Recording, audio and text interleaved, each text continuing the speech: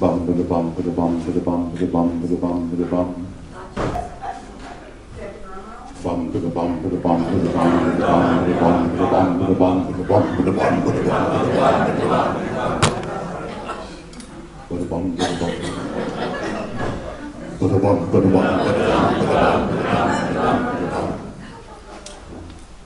A chicken farmer, he went out one cold and windy night.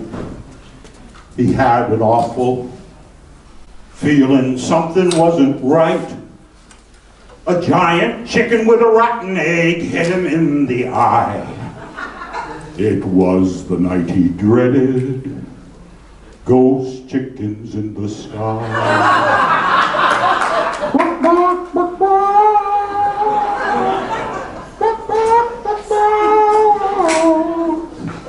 Ghost chickens in the sky.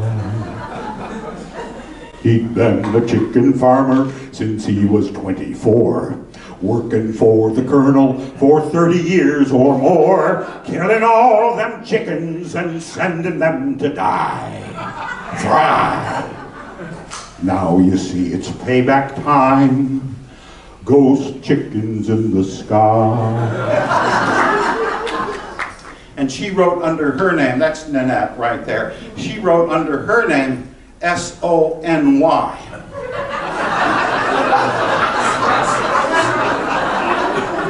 You know, I didn't know what that meant. And so I asked her, and she thought for a minute because she wasn't prepared to say it right then, but she came up with later, I'm a socially optimistic New Yorker. So, anyway, I've got to get that out there. The theater was filling up. Not here, it was in another theater. It was going to almost be a standing room only, but they were filling up so much. But we couldn't start on time because there was a fella who was stretched out across 3 seats about, halfway back. And the ushers had said, you gotta get up, we need the seats. And he wasn't paying them any mind. And the manager came, you gotta get up, you either get out of here, you gotta said, I'm gonna have to get the cops. They got the cops, cop came in, the cop went up to him and said, now tell me, fella, where are you from? The balcony. But anyway, I'm on the train. I think we ought to do. And Ariel said, I think you should give him his 50 cents back and tell him to go straight to hell. What would you like people to say when they go by your casket? And the first guy said, well, I'd like them to say I was an honest man, a good man, and that I loved my fellow human beings, and I was faithful in my religious duties. Well, all right. He said to the second, well, what would you like folks to say? I'd like folks to say, well, there was a man who loved his wife and his children. He put them first. He was a man of fidelity and trust and great compassion and understanding. Well, all right. And they asked him, what do you want? What would you like to be said when they're walking by your casket? And he said, I would like somebody to say, look, he's moving.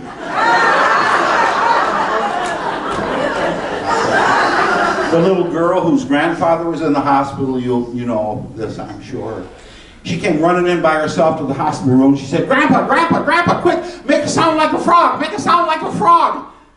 He said, what do you want me to do that for? And she said, Mommy said, as soon as you croak, we're going to Disney World. He was lying in his bed, on his deathbed, and he called his wife over, and with, some of his last breaths, he said, dear, come closer. I have just one last request to make of you. She said, what is it? He said, when I die, wait 6 months, and then go ahead and marry Bob. And she said, I thought you hated Bob. He said, I do. Melinda,